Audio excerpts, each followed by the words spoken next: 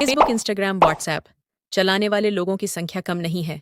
केरल की आज एक दिल दहला देने वाली कहानी लेकर आए हैं, जो आपके रोंगटे खड़े कर देगी। बस फेसबुक प्रैंक मजाक मजाक में चली गई। तीन जाने, कभी न कभी फेसबुक तो आप सभी ने चलाया होगा, और शायद अब भी आप फेसबुक का इस्तेमाल कर रही होगी। कई लोग इसका इस्तेमाल फ्रेंड्स बनाने के लिए करते हैं, तो कई लोग इसका इस्तेमाल अपना मनोरंजन करने के लिए करती है, तो कई लोग फेसबुक के माध्यम से अपना पॉकेट मनी भी कमा रही है। तो साल 2020 की बात है। मजाक मजाक मेन कैसी फेसबुक में ले ली। तीन जाने केरल के गांव में हुआ। ये हादसा आज हम आपको इस छोटे से वीडियो के माध्यम से बताएंगे। वैसे तो यह एक मामूली फेसबुक प्रैंक था, मगर आप सुन करके चौंक जाएंगे कि मामूली प्रैंक के चक्कर में एक नहीं, दो नहीं, बल्कि तीन तीन लोगों की जान गई। जो आपने सुना, सही सुना, मजाक के चक्कर में गई थी तीन जाने। आखिर ऐसा क्या हुआ था? फेसबुक प्रैंक इतना महंगा क्यों पड़ गया? क्यों तीन लोगों को मौत के घाट उतार दिया गया? जानने के लिए बने रहिए आखिर तक। और अभी तक आपने वीडियो को लाइक करके चैनल को सब्सक्राइब नहीं किया है, तो चैनल को सब्सक्राइब करें और क्राइम की दास्तान सुनने के लिए तैयार रहे। आज हम आपको ऐसी दास्तान सुनने जा रहे हैं जिसका अंजाम बहुत ही खौफनाक होता है। ये कहानी पूरी आपके होश और हवास दोनों को उड़ा देगी। आपके पैरों तले से जमीन खिसक जाएगी। ये कहानी प्रारंभ होती है केरल के कल्लू व दक्काल गांवों में रहने वाले 10वीं पास करने वाले विष्णु की, जो कि आईटीआई से एक कोर्स करता है और अपने काम में लग जाता है, जिसकी उम्र करीब 21 साल बताई जाती है। इसकी मुलाकात एक लड़की से होती है जिसका नाम होता है रेशमा। इस मुलाकात में रेशमा 10वीं क्लास में पढ़ रही होती है। विष्णु के बड़े भाई, जिनका नाम रंजीत, उनकी पत्नी आर्य और विष्णु की बहन की बेटी ग्रीष्मा, ये तीनों हम उम्र थे। इन तीनों ने एक ही स्कूल से पढ़ाई की, क्योंकि रेशमा की दोस्त विष्णु की भाभी आर्य और भांजी ग्रीष्मा से थी। इस कारण रेशमा इनसे मिलने अक्सर उनके घर आया करती थी। आने जाने के क्रम में विष्णु की नज़र रेशमा पर थी। धीरे धीरे वे दोनों एक दूसरे के नज़दीक आते चले गए और आगे जाकर उन्होंने शादी करने का फैसला किया। 2017 में बड़ी धूमधाम के साथ में विष्णु रेशम के साथ शादी के बंधन में बंद हो जाते हैं। शादी होने के बाद भी तीनों की दोस्ती पहले से और भी ज्यादा मजबूत होती है। हंसते खेलते किस तरह समय निकल जाता है, ये पता ही नहीं चलता। शादी के बाद पहले रेशमा एक बेटी को जन्म देती है। कुछ दिनों बाद उनके रिश्ते में कुछ कड़वाहट आनी शुरू हो जाती है। कड़वाहट आने की वजह परिवार में बेटी का जन्म होना नहीं, बल्कि घर में एंड्रॉयड फोन का आना था। दरअसल पहले रेशमा सिंपल मोबाइल या पति का मोबाइल यूज किया करती थी, मगर कुछ महीने पहले विष्णु उसे एंड मोबाइल लाकर देता है। एंड्रॉयड मोबाइल मिलते ही रेशमा उसमें इतनी ज्यादा खो जाती है कि परिवार के दूसरे कामों में उसका ध्यान भटकने लगता है, और धीरे धीरे रेशमा मोबाइल की ही आदी हो जाती है। विष्णु को रेशमा की यह हरकत पसंद नहीं आती है, और वह दिन भर मोबाइल यूज करने की आदत की वजह से रेशमा को टोकना शुरू कर देता है, जो कि रेशमा को बिल्कुल भी पसंद नहीं आता। इसी वजह से उनके बीच में लड़ाइयाँ होती हैं, और ऐसा होती होती कई महीने कई साल बीत जाते। रेशमा की आदत बिल्कुल बिगड़ी जाती है। मोबाइल का नशा ऐसा हो चुका था कि 2020 में विष्णु और रेशमा के रिश्ते सुधारने की वजह और भी ज्यादा खराब हो गई। वहीं कुछ दोस्त बताते हैं विष्णु को कि विष्णु की पत्नी को उन्होंने वर्कला में देखा। ऐसा सुनकर विष्णु चौंक जाता है, क्योंकि आज से पहले कभी उसकी पत्नी उसे बिना बताए कहीं नहीं गई थी। विष्णु रेशमा को फोन करके पूछता, कहती है कि दरअसल बेटी घर में परेशान थी, इसीलिए मैं उसे लेकर बाहर घूमने आई हूँ। विष्णु रेशमा की बहस होती है और कुछ समय बाद उनकी बात नॉर्मल हो जाती है। विष्णु बाइक लेकर रेशमा को लेने चला जाता है। 2020 में ही कोरोना महामारी फैली हुई थी, जिसकी वजह से काम धंधे बुरी तरह से बंद हो चुकी थी, जिसका असर विष्णु पर भी था। उसे भी काम मिलना बंद हो गया। हालात बिगड़ते जा रहे थे। नौबत आ गई घर बेचने की। पत्नी रेशमा को लेकर वह अपने ससुराल में चला गया। रेशमा के पिता का नाम सुदर्शन पिल्लई था, जो कि एक कारपेंटर थी। ये परिवार पास में ही ओजई कुत्तू की जगह है, जहां पर रहता था। यहीं रहते रहते एक साल बीत जाता है। साल 2021, 5 जनवरी के दिन रेशमा के सुदर्शन पिल्लई पिता सुबह उठते हैं और नहाने धोने के बाद पूजा करते हैं। वे मंदिर चले जाते हैं। मंदिर से वापस आते ही उन्हें पास के खेतों से जोर जोर की आवाज सुनाई देती है। वे आसपास नजर दौड़ाते हैं, मगर उन्हें कुछ भी नजर नहीं आता। फिर वह आवाज का पीछा करते कुछ कदम आगे जाते हैं तो उन्हें दिखता है कि पत्तों में दबी हुई एक छोटी सी बच्ची की आवाज आ रही है। विष्णु के ससुर जी विष्णु को आवाज लगाकर की बुलाते हैं और विष्णु और उनके ससुर उस बच्ची को वहां से निकालकर पास के अस्पताल में भर्ती करा देते हैं। कुछ घंटे तक बच्ची जिंदा रहती है और वह मर जाती है, जिसकी सूचना वह खुद जाकर पुलिस को देती है। इस पर पुलिस तुरंत एक्शन में आ जाती है और उस गांव के सभी नवयुवकों की तलाश करती है। पुलिस के सामने जो बात आती है उसे सुनकर पुलिस दंग रह जाती है। इसी बीच में विष्णु विदेश चला जाता है, क्योंकि उसका रोजगार छिन चुका था। उसके सामने बहुत ज्यादा मुसीबत आ रही थी। जिस बीच में रेशमा और विष्णु के बीच में लड़ाई झगड़ा होती है और विष्णु रेशमा का फोन तोड़ देता है और कुछ दिनों बाद उसे नया फोन दिला करके वह विदेश चला जाता है। कुछ दिनों में ही पुलिस को पता चलता है कि जो बच्ची थी वह विष्णु और रेशमा की थी। वह पूछताछ में रेशमा को पकड़कर ले जाते हैं। इस पर रेशमा पहले तो आनाकानी करती है कि ऐसा कुछ नहीं है, परंतु बाद में रेशमा एक बेहद ही चौंकाने वाला खुलासा करती है। उसने बताया कि उसके हाथ में जब से एंड्रॉयड फोन आया था, वह अपना फेसबुक अकाउंट बनाती है। यही लगभग 1.5 साल पहले फेसबुक पर आनंदू नाम के लड़के से उसकी दोस्ती हुई थी और धीरे धीरे आनंदू रेशमा के काफी करीब आ गया। वह दिन भर मोबाइल पर छपट्टी रहती थी और चैट किया करती थी। हालांकि विष्णु को इस बारे में कभी भनक नहीं लगी और धीरे धीरे उसे उस फेसबुक वाले दोस्त से प्यार हो गया और धीरे धीरे वह भी उसे चाहने लगा। वे एक दूसरे को बेहद ज्यादा प्यार करने लगे। रेशमा ने उसको कहा भी था कि वह शादीशुदा है। इस पर वह कहता है कि उसे कोई दिक्कत नहीं है, तुम चाहो तो मैं भी शादी कर लूंगा। शादी का प्लान फाइनल करने से पहले रेशमा बॉयफ्रेंड से मिलने को कहती है और वह राजी हो जाता है। मिलने की जगह तय होने के बाद रेशमा अपने साथ बेटी को लेकर घूमने के बहाने घर से निकलती है। कुछ दिनों बाद रेशमा कहती है कि मैं प्रेग्नेंट हूं।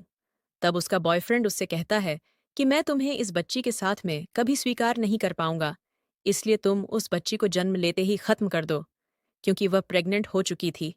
इसी वजह से आनंदू के कहे अनुसार चुपचाप रेशमा उसे पास के खेत में फेंक देती है। इस बात से अनजान थी कि खेत में पड़ी बच्ची उसी की है जिसे विष्णु खेत से उठाता है और अस्पताल तक पहुंचा देता है। इधर पत्नी की गिरफ्तारी की खबर होते ही विष्णु विदेश यानी कि अबू धाबी गया था। वहां से वापस भारत आता है और विष्णु भी पुलिस स्टेशन जाता है, जहां उससे भी पूछताछ शुरू होती है। अब विष्णु जो दावा करता है वह और भी हैरान करने वाला होता है। विष्णु कहता है, जिस दिन बच्ची उसको मिली उस दिन यानी कि 5 जनवरी की सुबह बच्ची उसे मिली थी और 2 दिन पहले ही वे दोनों एक साथ मंदिर गए थे। उन्हें बिल्कुल भी ऐसा नहीं महसूस हुआ कि रेशमा गर्भवती है। अगर ऐसा होता तो विष्णु को जरूर से पता होता, परंतु जांच के मुताबिक वह लड़की विष्णु और रेशमा की ही थी। अब पुलिस बिल्कुल भी पहचान नहीं कर पा रही थी कि मंजर क्या है। इधर रेशमा पुलिस से कहती है कि मैं किसी को भी अपने गर्भवती होने की बात नहीं बताई थी और मैं दुनिया की नजरों से छिपकर उसको मारने का फैसला करके आनंद के साथ में शादी का फैसला कर चुकी थी। हालांकि रेशमा ने कभी भी आनंद से फेस टू फेस बात नहीं की थी। आमने सामने वह कभी नहीं आए थे, परंतु उस दिन के बाद से रेशमा की बातें आनंद से बहुत ही कम हुई थीं। कई बार मिलने का प्लान भी बनाया, मगर प्लान अंतिम समय आते ही कैंसिल हो चुका होता था। रेशमा की गर्भवती होने की जानकारी परिवार में किसी को नहीं थी। अब तक की सबसे बड़ा ट्विस्ट के बारे में हम आपको यहाँ बताते हैं। डीएनए जांच और रेशमा के बयान से बिल्कुल साफ हो चुका था कि वह बच्चा रेशमा और विष्णु का ही है। रेशमा ने ही उसे वहां पर छोड़ा था। रेशमा ने यह सब अपने बॉयफ्रेंड आनंद के कहने पर किया। मतलब कि रेशम के साथ में आनंद भी बराबर का गुनहगार था। अब रेशमा फेसबुक बॉयफ्रेंड आनंद का पता लगाने में लग जाती है, जो कि अब तक रेशमा आनंदू से सिर्फ टैक्स मैसेज के जरिए ही बात कर पा रही थी। किसी ने आज तक आनंद को देखा ही नहीं था। सिर्फ टेक्स्ट मैसेज के जरिए ही वह आनंदू से बात कर रही थी। पुलिस के पास आनंदू के बारे में ज्यादा जानकारी नहीं थी। फेसबुक ही एकमात्र सहारा था। इसलिए पुलिस की साइबर सेल आनंदू नाम के शख्स की प्रोफाइल का पता लगाने में जुट जाती है। मगर कहीं से कोई जानकारी हाथ नहीं लगती। आनंदू नाम के सैकड़ों फेसबुक अकाउंट खोल दिए जाते हैं, मगर रेशमा के आनंदू का कोई अता पता नहीं चलता। इस इन्वेस्टिगेशन के दौरान ही पुलिस को पता चलता है कि रेशमा ने जिस मोबाइल नंबर का इस्तेमाल किया था, वह नंबर तो उसकी जेठानी और उसकी स्कूल के जमाने की दोस्त आर्य के नाम पर है। आर्य के बारे में हमने पहले आपको वीडियो की शुरुआत में भी बताया था कि वह विष्णु के बड़े भाई की पत्नी है। जांच पड़ताल के बाद यह पता चलता है कि जो मोबाइल था, उसे कभी रेशमा यूज किया करती थी, वही आर्य ही उसे यूज कर रही थी। पुलिस को लगता कि शायद रेशमा के पुराने मोबाइल से उसके बॉयफ्रेंड आनंद का कुछ पता लग सकता है। इसीलिए पुलिस पूछताछ के लिए आर्य को नोटिस जारी करती है। 24 जुलाई को मोबाइल के साथ थाने में आने को आर्य से कहा जाता है, मगर 24 जुलाई 2021 को अचानक आर्य दिन दहाड़े गायब हो जाती है और थोड़ी देर बाद पता चलता है कि आर्य के साथ ग्रीष्मा भी गायब हो गई। वीडियो की शुरुआत में हमने ग्रीष्मा के बारे में बताया। इधर विष्णु भी कुछ समझ नहीं पा रहा था। ये केस पूरी तरीके से सॉल्व भी नहीं हुआ था और अब एक नई मुश्किल सामने आ गई। अब इन दोनों लापता लड़कियों को खोजने के लिए पुलिस झूठ जाती है। जांच की शुरुआत आर्य और ग्रीष्मा के घर से होती है। खोजबीन के दौरान ग्रीष्मा का लिखा हुआ एक नोट मिलता है, जिस पर लिखा हुआ था, बच्चे की मौत का जिम्मेदार मुझे बिल्कुल नहीं ठहराया जाए। अब यह एक लाइन पूरे केस में बड़ा पेंच बनती जा रही थी। आखिर इस पूरे केस का इस लाइन से क्या लेना देना है? पुलिस अपनी जांच को तेज कर देती है और आसपास के जितने भी सीसीटीवी खगाली जाते हैं, उन सभी फुटेज में आर्य और ग्रीष्मा 20 मार्च को साथ में दिखाई देती है। दिन भर इन दोनों को खोजबीन जारी रहती है, मगर कोई कामयाबी नहीं मिलती। अगले दिन यानी 25 जुलाई 2021 को पुलिस की खबर मिलती है कि पास के नदी में 2 लड़कियों की लाश है। पुलिस जल्दी से वहां जाती है और उन लाशों को निकलवा लेती है। इन दोनों लड़कियों की पहचान 23 साल की आर्य और 19 साल की करिश्मा के तौर पर की जाती है। पोस्टमार्टम में दोनों में से किसी के साथ किसी भी तरह के जोर जबरदस्ती की पुष्टि नहीं आती और ना ही चोट के निशान आते हैं। मौत की वजह सिर्फ डूबने का कारण होती है। मामला सुसाइड का ही लग रहा था। अब ऐसे में नया सवाल यह था कि आखिर इन दोनों ने एक साथ सुसाइड क्यों किया? इस पूरे केस से इनका क्या लेना देना था? दरअसल अभी तक आपने जो सुना, इस पूरे केस में अब एक नया खुलासा और चौंकाने वाला खुलासा होने वाला था।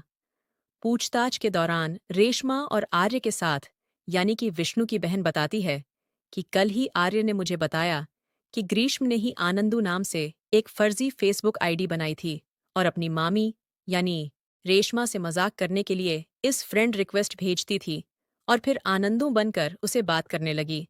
कुछ दिनों बाद ग्रीष्मा फर्जी अकाउंट के बारे में अपनी बड़ी मामी यानी आर्य को भी बताती है और फिर आर्य और ग्रीष्मा मिलकर रेशमा के साथ मजाक करने के लिए 1 महीने तक आनंदू बनकर प्यार भरी बातें करती है और झूठा नाटक करते हैं।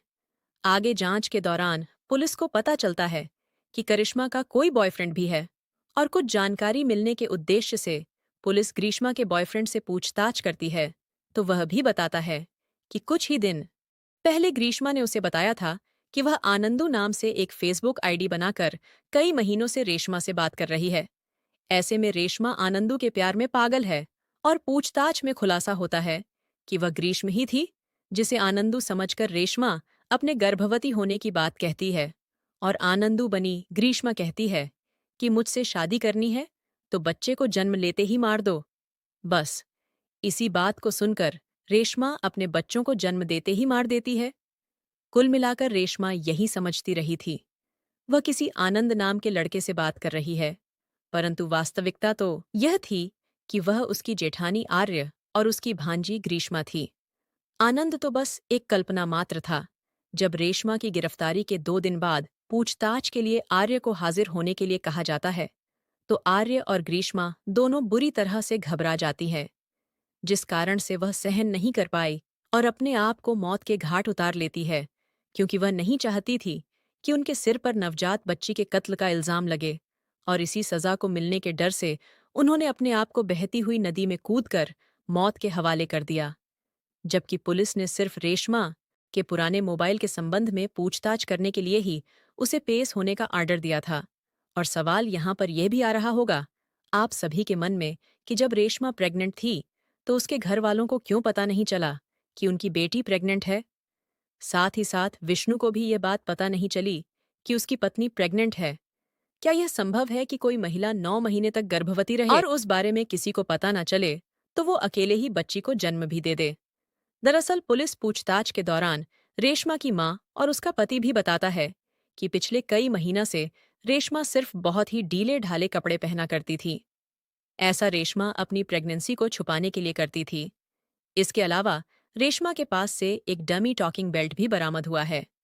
वो अक्सर ये बेल्ट लगाकर रखती थी ताकि किसी को भी उसका उभरा हुआ पेट ना दिखाई दे। इसके अलावा मेडिकल साइंस के हिसाब से देखें तो यह भी संभव है कि कोई महिला 9 महीने तक गर्भवती रहे और उसके शरीर में कोई बदलाव ही ना हो। यहाँ तक कि कई बार तो बच्चे के जन्म से चंद घंटे पहले पता चलता है कि महिला गर्भवती है। इस स्थिति को मेडिकल साइंस में इसे क्रिप्टिक प्रेगनेंसी कहा जाता है। ये क्रिप्टिक प्रेगनेंसी थी, इसीलिए किसी भी बाहरी व्यक्ति को, यहाँ तक उसके पति को भी उसके गर्भवती होने का पता नहीं चला। क्रिप्टिक प्रेगनेंसी में कई बार तो ऐसा होता है कि मां बनने वाली महिला को भी प्रेगनेंसी की फीलिंग्स तक नहीं हो पाती हैं। 2019 में एक ऑस्ट्रेलियन मॉडल ईरॉन लैंग्वेज ने भी खुलासा किया था कि अचानक से उन्हें पेट में दर्द हुआ और कुछ ही घंटे बाद उन्होंने एक बच्चे को जन्म दिया, जबकि उससे पहले उन्हें कभी ऐसा महसूस नहीं हुआ कि वो गर्भवती है। क्रिप्टिक प्रेगनेंसी की घटना बेहद ही दुर्लभ है, फिर भी ऐसे मामले समय पर आते रहते हैं। इसके अलावा कई बार अधिक वजनी या बेहद फिट महिला में भी प्रेगनेंसी का पता नहीं लग पाता है। शायद यही सब वो वजह रही जिस कारण किसी को भी रेशमा की प्रेगनेंसी का पता नहीं चला। रेशमा ने सच में बच्चे को जन्म देने के बाद मरने के लिए छोड़ दिया था और बच्चे की मौत के बाद पुलिस कातिल की तलाश में थी। इसलिए रेशमा की गिरफ्तारी और पुलिस की नोटिस के बाद आर्य और ग्रीष्म को राज खुलने का डर सताने लगता है और दोनों डर के मारे आत्महत्या कर लेती हैं। इधर रेशमा भी गिरफ्तारी के बाद से ही जेल में बंद है। वहीं उसका पूरा परिवार इस मजाक की कीमत चुका रहा है। इस पूरे केस को इस क्षेत्र के इंस्पेक्टर खुद ही हैंडल कर रहे हैं। वीडियो अच्छी लगी हो तो इसे लाइक जरूर करें, शेयर तो जरूर करें ताकि बाकी लोग भी इस कहानी से सबक ले सके और कभी आर्य करिश्मा जैसी गलती ना करें। अगर आपने अब तक इस चैनल को सब्सक्राइब नहीं किया है तो जाने से पहले जल्दी से चैनल को सब्सक्राइब करें। साथ ही बेल आइकन दबाकर नोटिफिकेशन ऑन कर लें। क्राइम की दुनिया से जुड़ी ऐसी ही दूसरी घटनाओं की सच्ची कहानी जानने के लिए हमारे साथ जुड़े रहे। धन्यवाद।